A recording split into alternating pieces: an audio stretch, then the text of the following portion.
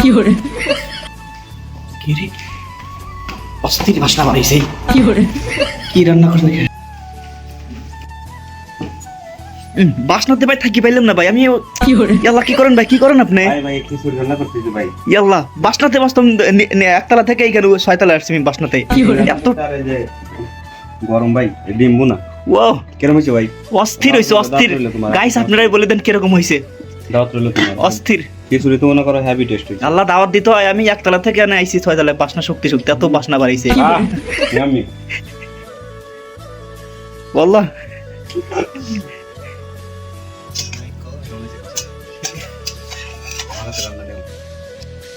ভাই অস্থির টেস্ট না খালি বুঝতে পারবেন না বুঝতে পারছেন অস্থির আজকে অস্থির লবণটা একটু বেশি হয়েছে।